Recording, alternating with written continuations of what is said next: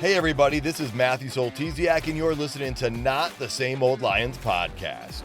Using my sportscasting background, I speak with a variety of guests and interview key players to gain more insight on what makes this team go. As the Detroit Lions enter a new gritty era, we'll look beyond just the kneecaps when it comes to the analysis. Welcome to another episode.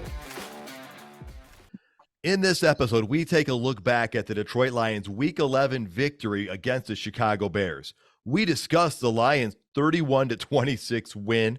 We'll touch on what went well, the pivotal moments in this game, concerns and takeaways, as well as any major storylines coming out of this contest. Let's get to it, Lions fans. Hi, everyone. This is Herman Moore, and you're listening to Not the Same Old Lions podcast. I'm joined today by James Cook, senior sports writer for the Traverse City Record Eagle. You can also hear him on the Get Around podcast. It drops on Mondays. James, like last week, but unlike last week, this was a game to remember. Yeah, for the first 3.5 quarters, it looked like for the wrong reason. Yeah, there was the end was in doubt, and there were a lot of questions, a lot of emotions going through us. You know, as we get into it, I want to remind the listeners here, please hit that subscribe and like button. It's helping us build momentum. Okay, so last week, the Lions never trailed against the Chargers, but it was a crazy close game. This week, a much different story. The Lions trailed after the first quarter, but they led at halftime. They trailed after the third quarter. They didn't take the lead again until 30 seconds left in the game. So here's what Coach Campbell said right after the game. You know, we turned the ball over 4 times, and you know, that's a hard way to live there, man. It's hard to get out of that hole. So, you know, I was proud of the guys and the coaches. You know, nobody got frazzled. You know, we knew if we could just get the ball back in our court, we get a stop, score. You know, we could get some momentum back. But man, that's what I was proud of. Pressure went up, our heart rate leveled out like we talk about. So it's a great job by a number of guys. Really, the whole team had a part in that. So, listen, it's a great win. Okay, so James, first, let's talk. How were you feeling during the game? How were your emotions, and how many mood swings did you have? Ooh, yeah, that game was. You were just kind of seeing the whole season collapse. You were like, man, if we lose to the Bears, could you just see this all falling apart? And, you know, and Goff going back to throwing interceptions and the defense not looking particularly good. And there was just a lot of bad things going on for the first 3 quarters of the game, you know? Oh, I know. You know, you're thinking, if the Lions lose this game, everyone's going to be calling them frauds again, you know, and that would come out right away. Yeah, for sure. So, you know, after that first drive by the Bears, I'm a little apprehensive. I mean, the Bears drive right down, they score. But going into halftime, I'm feeling comfortable. The Lions have the lead. They're looking pretty good. But then as the third quarter progressed into the fourth, that confidence, that comfortableness started to fade. And again, the Lions didn't do great in the third quarter. And they didn't play well, like you said, for most parts of this game, but they got the job done in the end. So what are your thoughts on them pulling out this victory? Well, it was nice to see the comeback and just not rolling over when things weren't going well. I mean, 3 interceptions by Goff. They could have easily, especially Goff, but the whole team could have just said, well, today's not our day, and just, you know, folded their cards and gone on to Thanksgiving Day. So, but they didn't. So that's, you know, that's another feather in the cap of Dan Campbell, I think. I agree completely with that. We're going to actually get more to that in just a little bit. Let's start like we do and talk about what we liked, because even though much of this game, there were many things we didn't like. I want to talk about something I liked early on, and that was the Jahmyr Gibbs touchdown. I love the play call right there. You had Dan Skipper standing up really big on the right side of that line. You had motion, everything flowing to the right. And they do the pitch play. I mean, you see this play in Madden on the video game, and they just have him go in the opposite direction and throw him the ball. And it's a foot race. And I'm sorry, I don't think anybody on that Bears defense is out going to route run him to the corner there. I thought that was an awesome play call. Mm-hmm. Yeah, and I liked, you know, they used Montgomery a lot early in the game. Like you thought they would, kind of the revenge game narrative. And and then they switched to using Gibbs, and you thought when they brought Gibbs on that maybe Gibbs was just going to be a decoy, and they would go back to the rest of their guys, and and then keep feeding the ball to Montgomery. But they didn't do that, and I think it kind of got the Bears, that they were thinking, oh well, Montgomery's not out, so this is not going to be a run play. Well, how did you like that play where Montgomery lined up in the Wildcat, Gibbs was next to him, and Goff was lined up down by the wide receiver spot? Yeah, all those trick plays, I love them.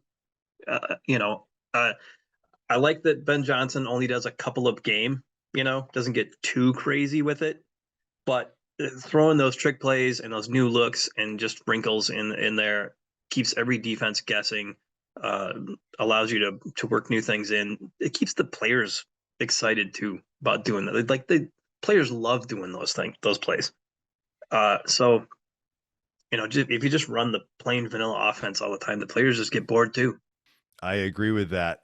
Yeah, and it also keeps the team a little bit less predictable for those scouting the team and trying to figure out what the Lions are going to do. And so you already brought this up, but one of the things you had to have liked was the resiliency of this team. And then it comes on both sides, the offense and the defense. And let's start with the defense. I mean, there were so many times the Lions could not get off the field, whether it was they allowed a big play, like a big run to Justin Fields, or a very dumb penalty on third down when they had stopped them. And so I would say the resiliency was with the defense, with 4 minutes and 15 seconds left, they held the Bears to fourth down and forced a field goal. And that kept it a 2-score game. I thought that was a pretty pivotal moment, a pretty great thing that I liked by the resiliency of the defense.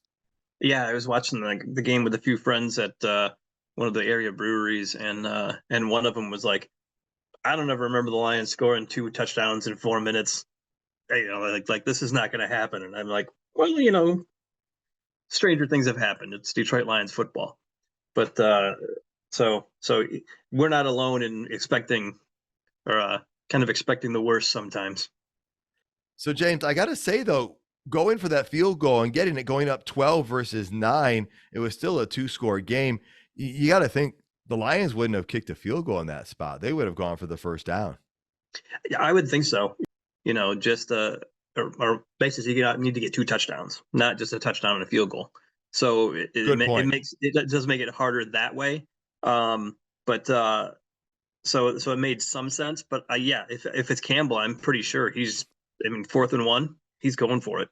Well, and then the other thing that was huge was the end of the game. I mean, that last drive, right? And we'll come back to how the Lions got to that. But on that last drive, the Lions had the lead, but there's still time on the clock. And after the game, Coach Campbell talked about speaking to his defense before that last drive. Here's what he had to say. Yeah, no, I actually went down there. I said, it just doesn't get any better than this. Like, this is the moment this is what you want to be in right now.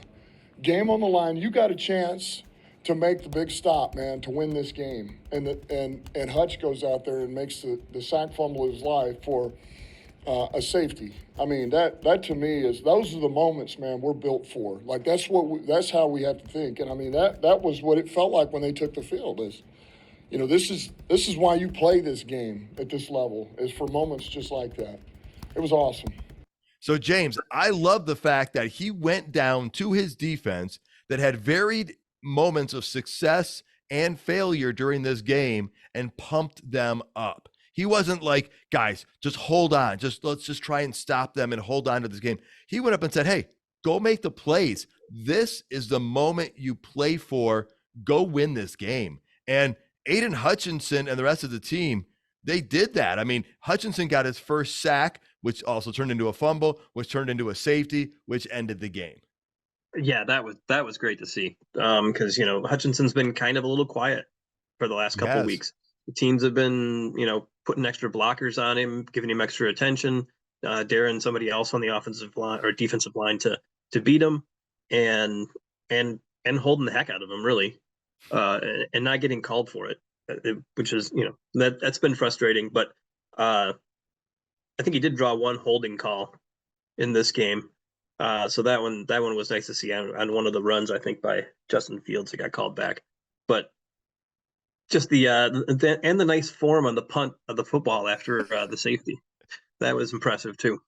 Well, the form that Hutchinson showed on that celebratory punt, they might have him as the backup punter because they do that, right? They have guys playing different positions. I mean, Rodrigo plays linebacker, he plays fullback, he plays special teams. So who knows what'll happen there? But that was a big play because Fields has made some big plays. I mean, he had an amazing touchdown pass to DJ Moore earlier in the game. He scrambled for a ton of yards on a play. So even though the Lions had taken the lead and they were up by a field goal, it wasn't out of the realm of possibility that Chicago could go down the field and get a field goal. Yeah, and I mean, part of this game too is that the Bears played very well. They played They it a did. lot better than I think people expected to coming into this game. And Justin Fields obviously changes what they do and what that offense is able to do. So, some of that in the first half and in the third quarter, I was just like, well, the Bears are just playing really well. I was a little frustrated that they weren't able to put somebody on him and spy and stop him or anything like that. They didn't have a better plan, it seemed like, for Justin Fields, but in the end, it all worked out. It did, and we talked about the defense not giving up and staying with it, especially in the fourth quarter when they needed them to make those plays. Because this game, it actually reminded me a lot of that Seattle game, a lot of the Seattle game, with the exception being the outcome at the end was different. The Lions kept getting in the way, making mistakes, but then in the end, they got the job done this time. One guy that got the job done all day long, every day, is Amon-Ra St. Brown. 8 catches, 77 yards. Not a ton of yards, but he also had a touchdown, and he had crucial catches in crucial moments. The guy just continues to show up, and he is such a dependable, game-changing player. Yeah, it was nice to see. I mean, it's just nice to have that, and just that you can pretty much depend on that from game to game. I mean, there hasn't really been a game this season where he's been shut down. Jahmyr Gibbs was very effective in the receiving game as well. Oh, yeah. Jameson Williams had 2 catches, including that touchdown. So, I mean, overall, the passing game was pretty darn good. Aside from the interceptions, Well, and and Jameson Williams, everyone's going to look at that big touchdown catch, but he had a nice catch over the middle that he got hit hard on. And if I'm not mistaken, that might have been a third down play even, but it picked up a first down, I think. And so that was pretty big too. yeah, that first catch I think it went for 12. So I think it was for a first down.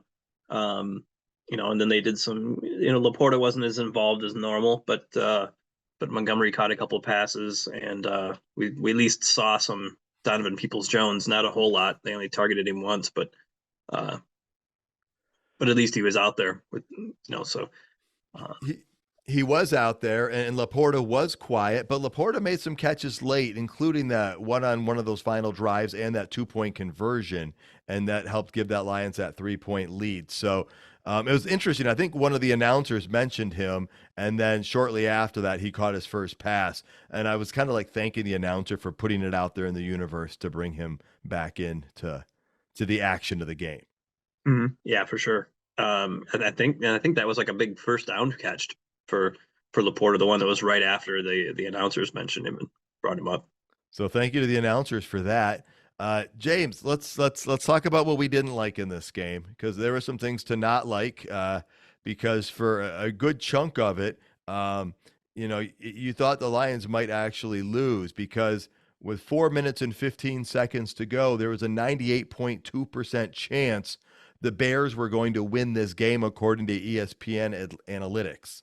So I guess the first thing is we probably both would agree is the amount of running Justin Fields did on the Lions. It's more of what we've seen in the past. Yeah, and the second matchup against the Bears last year, they really were able to take that away, and I'm not quite sure why they weren't able to this time. But Jack Campbell kind of struggled a little bit. I think he whiffed once or twice on Justin Fields. So the other thing that kind of was concerned to me is that they picked on Jerry Jacobs a bit, and I also was wondering why they put Jerry Jacobs on Moore and not Sutton, who seems to be your number one guy, your number one corner. Now, did he stay on him the whole game, or was it they each played one side of the field type thing? It just seemed that Jacobs seemed to be on way more often than Sutton. Okay. So I don't know if it's like a Sauce Gardner thing where he can only play one side of the field type of thing. But I think that Jacobs and Sutton travel around so they can follow their guy. Well, I think another thing that I did not like in this was the time of possession. And the Bears had the ball for 40 minutes. The Lions had it for 20.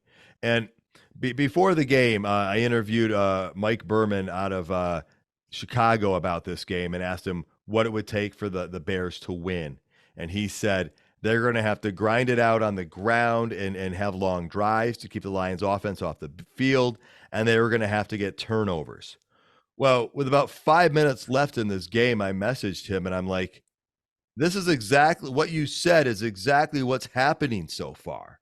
I mean, because that's exactly what was going on. I mean, the Lions had 4 turnovers in this game, and the Bears had some very long drives. I mean, if you look at that, in the first half, they had a 5-minute touchdown drive, a 7-minute field goal drive. In the second half, they had a 6-minute field goal drive. But then in the fourth quarter, a 3-minute field goal and an 8.5-minute field goal drive. And so even though they didn't get a ton of points, they were using clock and they were limiting the Lions' chances on offense. So that time of possession wasn't a good thing because it limited our ability to score. Yeah, four of those drives were double-digit plays. I mean, one of them took 15 plays, and the other took 14. That the Lions' defense at least played just well enough to keep those to field goals. If a couple of those possessions turn into touchdowns instead of field goals, the late game heroics are not happening. For sure. And one of the areas the Lions struggled, one of the things I didn't know that concerns me still was the defense. They struggled in a lot of parts of the game. Now, I do want to put out the offense put them in some bad positions because there were 4 turnovers in this game, and that's going to be a big storyline coming out of this is Jared Goff had 3 interceptions. That stat jumps out off the table, but 2 of those interceptions were not his fault. The first one, Sam Laporta runs into a Chicago defender, throws off his whole timing. It was not intentional by the Chicago defender. There was no flag. But I don't know if you could have called that pass interference or not. I don't know if intention matters. But then on his third or another one, it was tipped at the line of scrimmage. But there was one that was totally legit. That was an interception. And the Lions actually got lucky because there's one that should have been a pick 6, and the Bears did not do that. I was going to bring that up, and that ended up being a touchdown for the Lions soon after that too. I think that was the TD, the short TD pass to Amon-Ra St. Brown. Yeah. And just a play or two before that should have been a pick 6. I mean, they read that one when they lined up St. Brown in the backfield and then had him sprint to the left, and they were all over it, and that guy just dropped it. That should have been another one. It was the second one I think you were talking that you mentioned. That was the one where he just didn't see the linebacker dropping into coverage. Matthew Stafford type thing. And I think that's the one that they actually targeted Donovan Peoples-Jones on. So the defense, though, they struggled that the offense did not put them in the best spots a few times. But as we talked about, they did bend, but without breaking a couple times, even though there were some big breakdowns, like on the long pass to DJ Moore. DJ Moore broke an amazing tackle. What we thought would be stopped on 3rd down, and then he picks up like 6 or 7 more yards. Any concerns that you've got that I haven't brought up yet? I mean, the Lions' offensive line has done exceptionally well, but with Vaitai being out, Jonah Jackson out, they're one or more injuries away from being a train wreck there. And you hope that doesn't happen, but they need to, with Vaitai looking like he's probably out for the season. They gotta start hoping. I mean, Sorsdahl played well today.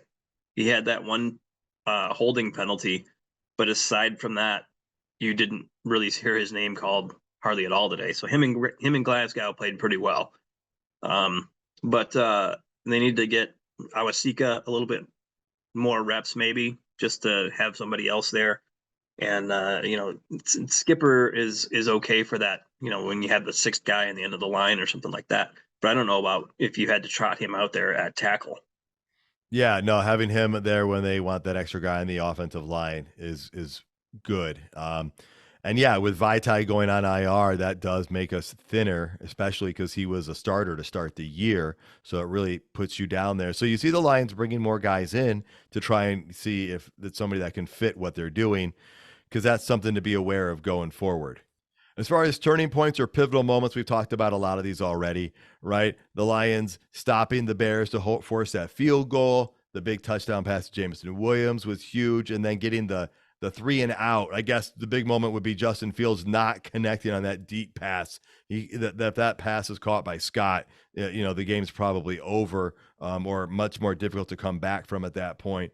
And then, so many different players played key roles for the Lions in this victory. They stepped up at different moments, and then Hutchinson getting that sack to end the game. Because like you said, he's been pretty quiet, and it was nice to have him get that, and that just definitively ended. And actually, Coach Campbell did give him the game ball at the end for that. So James, let's look at storylines coming out of this game. What are the big overarching themes that you're thinking about right now? What's something that's big on your mind?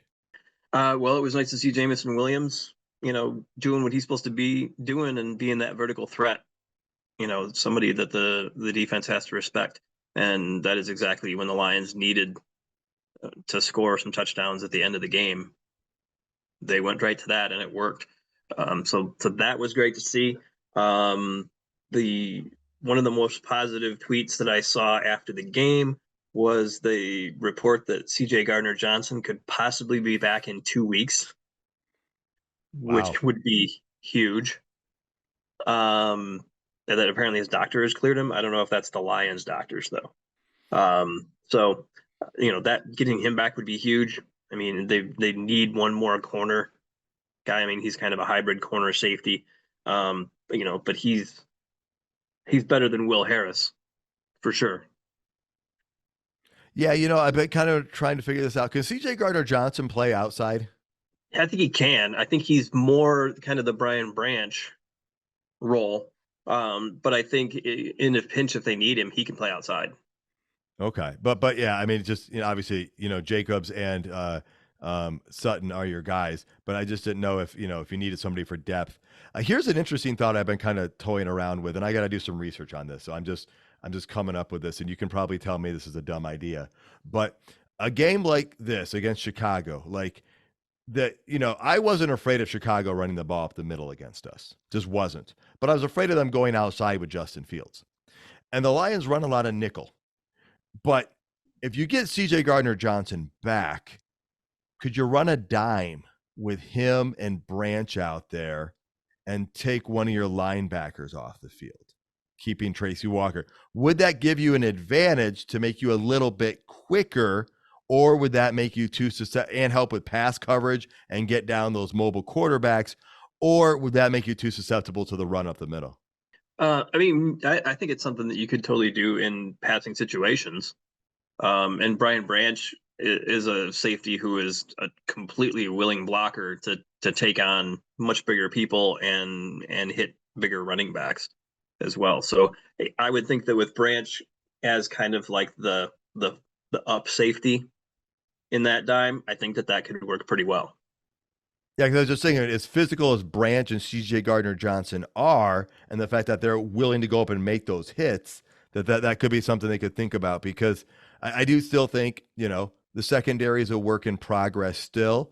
I hear a lot of people saying, "Oh, we need help. Our secondary is in trouble. Our defense is bad." But the one thing I want to point out is there a perfect football team out there? I mean, record-wise, there isn't. So therefore, we know that that's not true. But even if a team has 1 or 2 losses, is there a team you look at in the NFL and you're like, wow, they're just perfect, I don't see any weaknesses? I mean, the Eagles are probably the closest thing, I would say right now.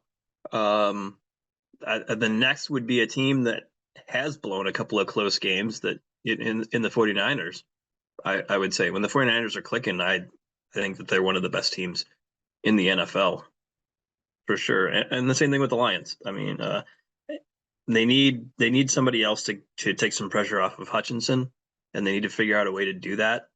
And that's something Glenn's going to have to come up with, so that teams just can't double team him all the time and take him out of the play as much as they do. So that's going to be on Aaron Glenn to figure that out. For sure. And you know, the point is the Lions aren't perfect. And you know, but together, maybe they perfectly complement each other in a way that, hey, when one part of the team isn't doing well, the other part can bail them out at times. And the Lions are 8-2. They haven't been this good since like 1961 is what I think I heard them say. And so I'm not saying, you know, don't be cautious about the team and don't want things to be better, but man, it's a great time to be a Lions fan. So, you know, look for a little optimism here is what I'm kind of putting out there for that prescription. If you're feeling a little down or a little apprehensive, I mean, you know, it takes a lot of luck to win a football game too, not just talent. The Lions have a lot of talent and they're making their own luck with their preparation. In fact, Jared Goff talked about it right after the game. Yeah, it's a lot easier to play bad and win than it is to play bad and lose. And kind of what we did today, we played not our best ball and not my best ball for, you know, about 3.5 quarters and found a way to make it work there at the end. It's a sign of a good team. We're a resilient group. We're tough. We we have a lot of courage, and we don't back down from anything. And so, James, this is a game the Lions would have lost 2 years ago. I mean, it's a game they did lose, right? They would get the turnovers from the other team. They would hold the lead for much of the game. And then at the end, somehow the other team comes back and wins the game. But like Goff said, man, they've got a talented team and they won this game. Yeah, and that was great to see, and great to see that people couldn't dredge up the same old Lions talk. That you know, actually, I heard people saying during the game, but by the end of the game, that had quieted down and gone away. So just good to see that element was held at bay, I guess. Yeah, and there's always going to be naysayers. There is everywhere. Before the season started, we didn't know what we would be at this point. We, you know, 6-4 might not have sounded too bad before the season started, thinking, hey, we're competitive, we're doing things right. But obviously, every week that's gone on, I mean, those first couple big primetime wins, expectations rise, hopes rise, and then demands rise. And so I can understand why people want more, because once you start to get a little bit more, you hope it snowballs in. Yeah, for sure. And I mean, and just being 8-2, they got to be feeling good about themselves. But this win probably has them not feeling too good about themselves. So it kind of it's a win with a little bit of an asterisk, you know, that you had to come back against a team that previously was pretty bad this season. You know, a different kind of asterisk than the Kansas City game. I was going to ask you about that. So nice. Yeah. So I mean, so getting a win is nice, and kind of maybe kind of keeping them on their toes going into Thanksgiving, because you got a short week for sure. Yeah, you know, getting the win and having to play a game where you had to come from behind multiple times to win.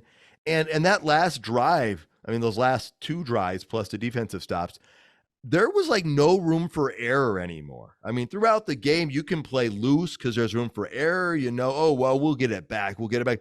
You know, their backs were getting close to up against a wall. And so it was pretty nice to see them be able to do that and to know we have a team that can do that. I mean, you said it earlier, that strike to Jamison Williams. If we need to strike fast, we have the ability to do it.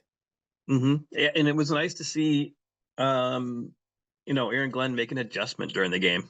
You know, I've kind of ripped on him for not doing that too much and having it go the other way, where the other team makes adjustments to the Lions in the second half and turns things around. But they you know, they did kind of tweak their defense and played a little bit different to contain Fields a little bit more as the game went along. In that second half, he wasn't nearly as much of the threat that he was in the first half of the game, where the Lions kind of did what San Diego did to them the week before and started playing a 5-man front. You know, and that 5th guy didn't necessarily always, you know, go with the rest of the defensive linemen. Sometimes would drop off and stuff like that, but just gave him a different look and something that was a little bit more more easy to contain the edges. Yeah, that's a great point. And, like, I think Alex Anzalone had like 15 tackles in the game. Brian Branch blew up a bunch of plays. He had like 3 tackles for a loss. So the defense stepped up at times when it needed to get done. So that was encouraging. Like you said, the adjustments by Glenn were awesome. James, something I want to mention here. The NFL is having a Fan of the Year contest, and the representative for the Detroit Lions is Robert Gonzalez. Now, he's also known as Lion Eyes because you see he has a Lions jersey and it says Lion Eyes on the back. I actually got to meet him briefly when I was out in Baltimore at the away game, but he's also a season ticket holder. He's been one since 1990. So I guess if you go to NFL.com, you can vote for him. Actually, not, I don't guess. I know I've gone and voted for him. I think you can vote more than once. It might be like once a day or something. But Lions fans, go vote for Lions Eyes, Robert Gonzalez, and let's see if we can't get the Lions fan the NFL Fan of the Year. That would be fun. James, any final thoughts before we get out of here? It was just nice to escape with that win after it, for such a long time, did not seem like that was going to happen. And just to get that win, be 8-2 going into Thanksgiving, best record the Lions have had going into the Thanksgiving game since 1962, I think it was. So good things cooking in Detroit. And man, if they can get CJ Gardner-Johnson back in a couple of weeks, even if it's not 2, if it's 3 or whatever, that's just another addition to that defense. Oh man, that news you said about the potential return of him and the progress we're seeing, that is exciting because think about this a minute. The 2 guys we brought in from free agency, well, we brought in 3, but 2 out of the 3 we brought in on free agency got hurt and aren't even contributing right now on the field. And so if you got one of those guys back, it would be a huge boost. And so that would be exciting. And that could be one of those things that helps change the element of our defense as well. So James, I echo those emotions and those sentiments for a good part of the game. I didn't know what was going to happen. And, I'm quite thankful it ended the way it did. As always, James, it's fun talking Detroit Lions with you. Yeah, no problem. Thanks. Same back at you. All right, folks. Remember, Lions are returning into action on Thursday for the Thanksgiving Day game. They're taking on the Packers, who also won a close one today. So we'll preview that matchup. We'll speak with the reporter out of Green Bay. So look for that episode coming out late Monday or early Tuesday. Thank you so much for tuning in, folks. You can find all the episodes at notthesameoldlions.com. If you're listening on YouTube, please hit that like button. While you're at it, tell your friends about the show. Hit the subscribe button regardless of your listening platform. And until next time, stay gritty, my friends.